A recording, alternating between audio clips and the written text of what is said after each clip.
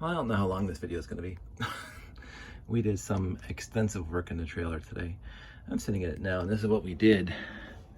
We painted the benches, and we put the panels, we put some sticky tack, basically peel and stick wallpaper on that bench over there.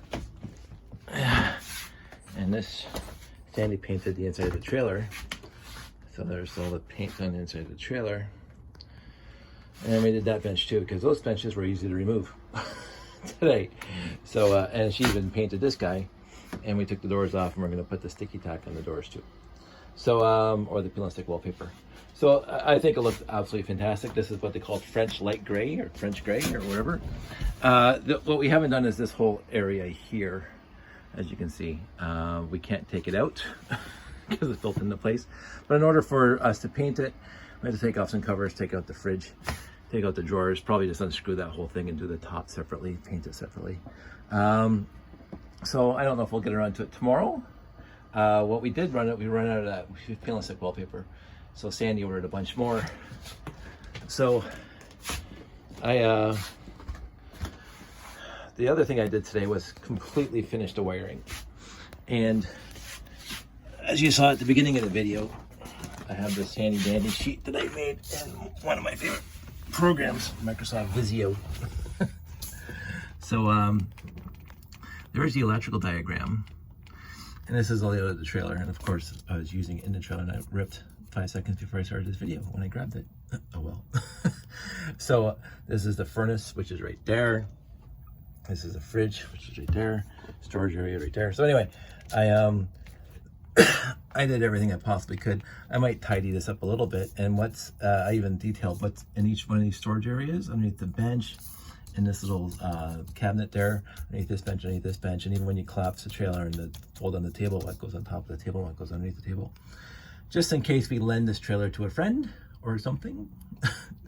But one of the biggest things that has been plaguing me, just bothering me, is that this trailer was having a tough time working on the 12-volt system. It worked perfectly fine on the 120 system, of course. As I mentioned, the old Elixir XO, whatever. The old fuse panel just completely burned up, melted. So we ordered this Progressive Dynamics PD4100. And I found it to be the easiest thing in the world to install into this trailer. Now, I will say that Sandy and I gutted this trailer completely and built every single bench. The thing that's remaining from the original trailer is that guy over there, that little storage cabinet with the doors on it. That bench is new, this bench is new, this bench is new, this is all new.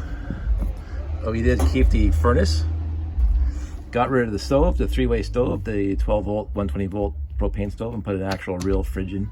Because the 3-way fridge just takes too long, and we only go camping for weekends, and we don't have the time. So so we put a 120-volt fridge in, which is utterly fantastic. And I mentioned in the other video, there's where it plugged in, so it's unplugged right now because it's just sitting there open. So all that electrical is here in this diagram.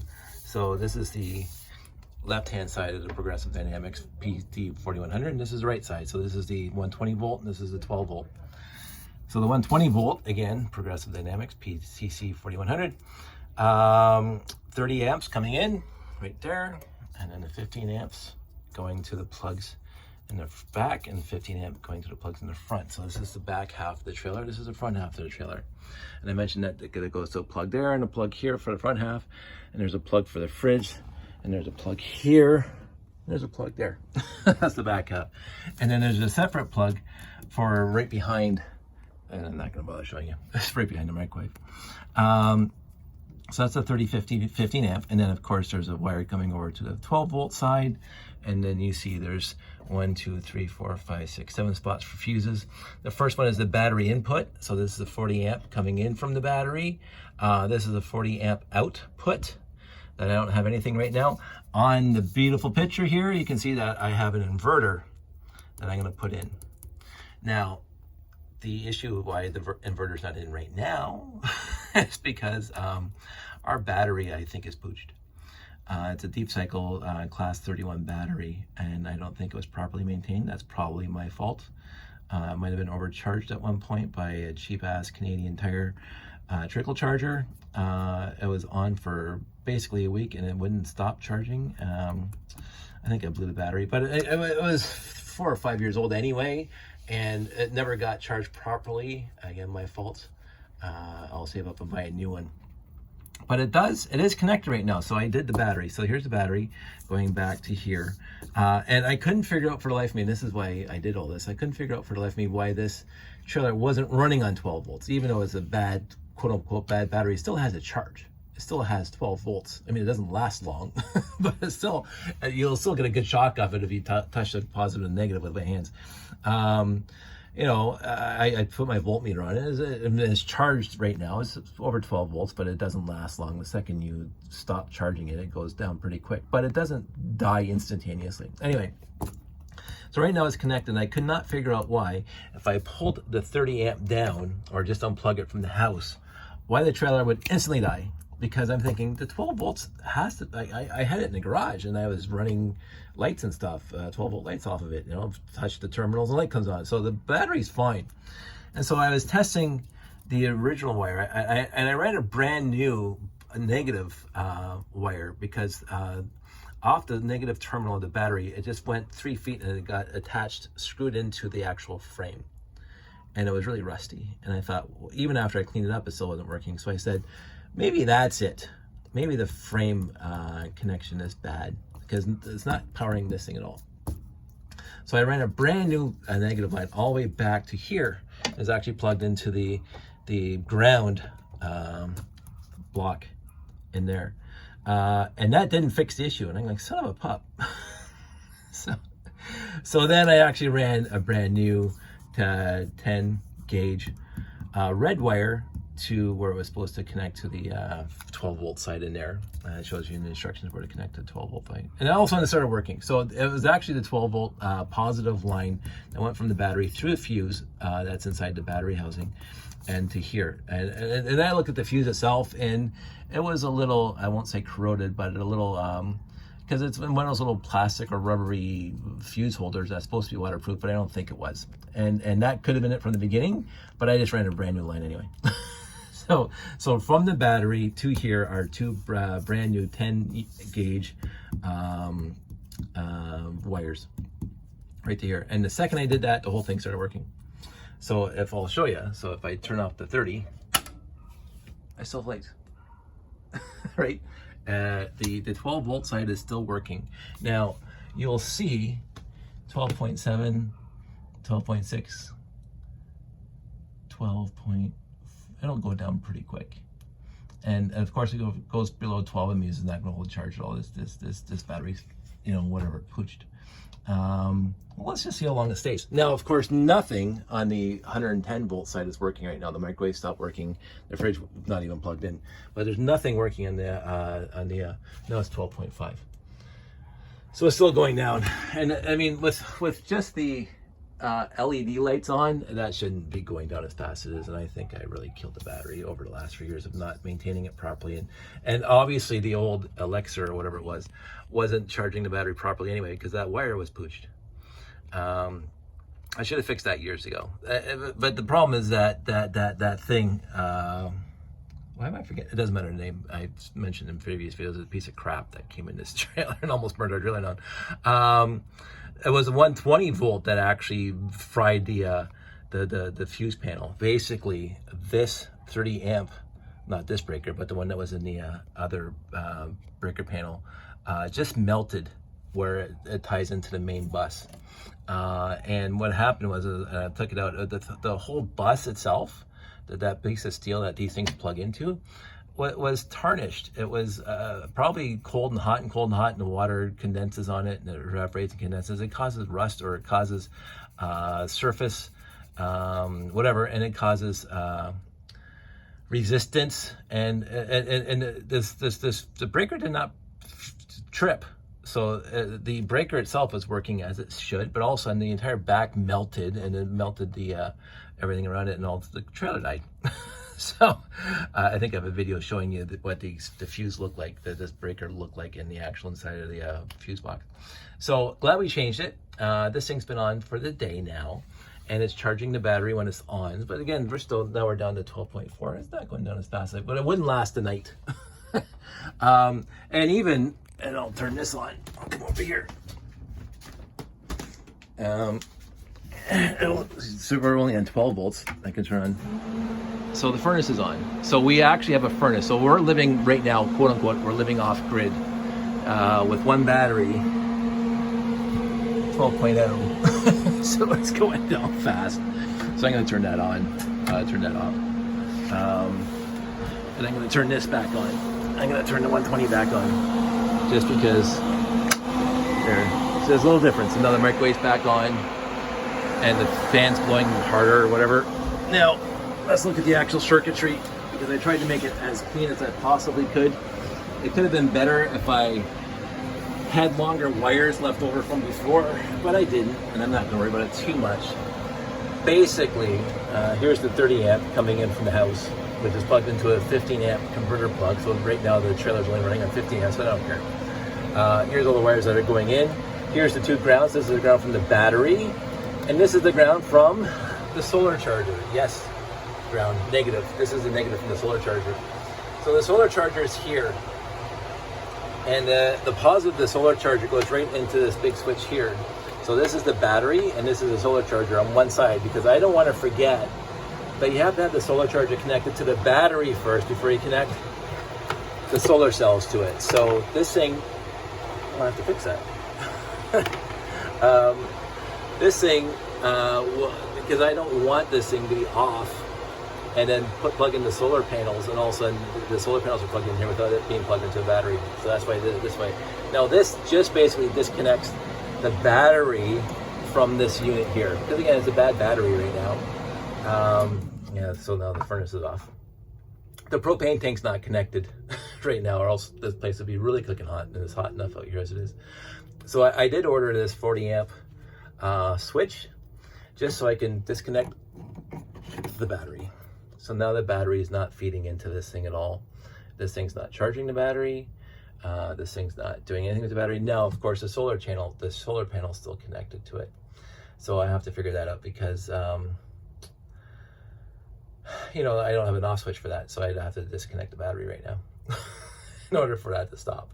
I will probably get another one of these just to stop the solar, but I didn't want the solar and the battery to be not connected at any given time. So I'll have to figure that out. I think what I'm going to do is I'm going to get another one of those switches there, and I'm going to put it on the other side. But right now, yeah, it's draining the battery. So I didn't think about that. I actually might just move that to the other terminal. But then that's going to be powering it. Anyway, I'll worry about it later. Right now, everything is plugged in. And so, yeah, if you see in the diagram, because my detailed electrical diagram, I actually put connector blocks here just to clean it up. So you got the negative bus bar and you got the positive bus bar. And so I bought the bus bars. So this is the positive down here. You got the different lines coming from the 4100, the progressive dynamics 4100. You got the 40 volt out, which will go to the inverter. You got the 5 black, which will go to the various devices in here. Again, the 5 black. You got the 1 amp propane detector, the lights that we're using right now, the charge station on top there, and then the heater, which you've already heard. And then this is not connected, so that this one up here, not connected to anything yet. So that's going to be a 15 amp, not connected to anything. And then this is going to be a 40 amp. This top one, it's going to be a 40 amp connecting to an inverter, which I will probably put on the other side there, so you can plug the fridge into it when we get better batteries. So when we are off grid and we have like 2 good batteries, because I did all the calculations, the 200 watts from the solar panel will come in here off grid and charge the batteries through this thing, because this thing, the solar charger is connected straight to the battery, and the solar panels will be connected straight to that guy. So this thing will charge the batteries throughout the day, and then at nighttime this thing will still run as it should, blah blah blah, yada yada. Not too complicated. I just have to make sure the wires stay connected. I can't believe that thing just fell out. I think it's because it's like they're not conducive to spinning around. But I will get that fixed.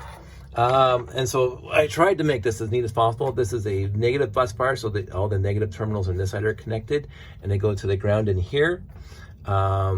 So, and then you have the negative connections from all these connections down here for the propane detector, the lights, blah, blah, blah. They're all connected to this bus bar up here. So I wanted to make it as neat as possible. And then you got the two, this red, this is the battery lead into the 12 volt side, and it comes to this switch here, and then put the switch back on, and now that thing will be charging the battery again. Sometimes you'll hear the fan come in. The only time the fan comes in is when it's actually charging the battery. I've never heard the fan come on. You know, it's 120 down to 12. I've never heard the fan come on just running our stuff, just the lights and stuff, because again, the battery was not working before because of the positive line coming here. It was bad. So we were in here with the furnace on, with the lights on, the propane detector, blah, blah, blah. And the fan never came on. I've only heard the fan come on today now when I connected the battery and got the battery working. And so now the fan will sometimes come on. If we look at the side here, we're back up to 13.4. That's the 120 volt being converted down to 12 on this side. So this is all my 12 volt lines. And so, yeah, the battery is not doing what it's supposed to very well. And again, it's an old battery and it wasn't treated very well. I learned my lesson. It's an expensive lesson to learn. The next battery you get will be working better. I can't even remotely afford lithium batteries. There's going to be lead acid batteries from here on in. You know, and I did a lot of research on them, and if you maintain them properly, it'll last you a good 7 to 8 to 10 years. And by that time, I'll be retired. so if I get one more battery, it'll last till I retire.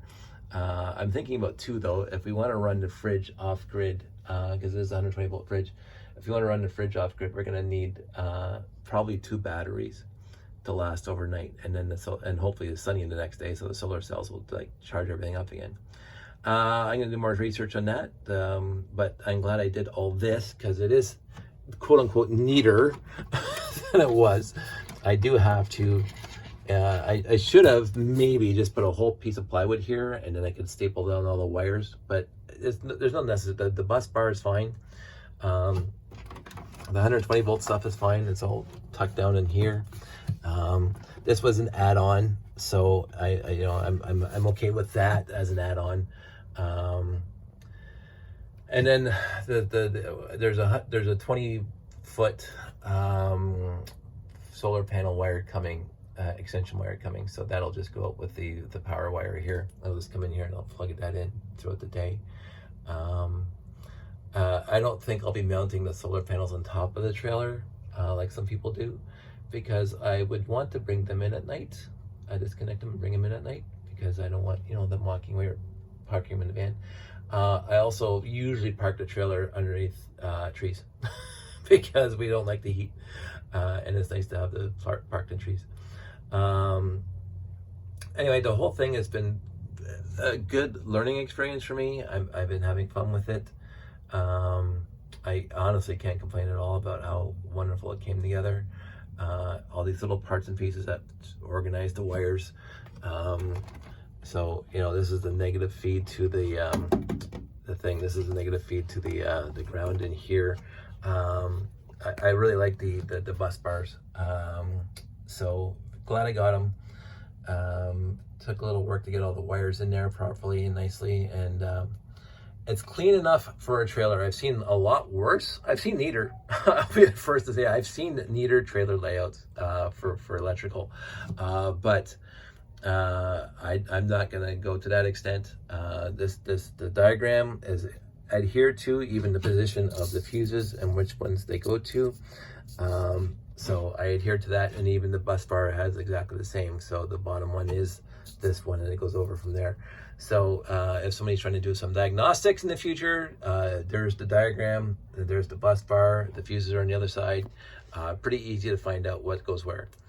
It's not overly complicated. Not my favorite. It's a little messy, but I'm not gonna worry about that. So there you go. This was our day. Happy that we did this, and I'm gonna be happy when we do this side now. And then when we go camping, we'll have a nice looking trailer. And I'm actually leaving this thing on right now to see if it does get hot. Because 10 gauge is supposed to do what it's supposed to do. It doesn't feel hot. I think we're gonna find out if we get the solar panels going tomorrow, to see what happens after that. But I cannot at all complain about this. And I'm happy. And I got to use all my skills: woodworking, electrical, all this planning crap, even Visio.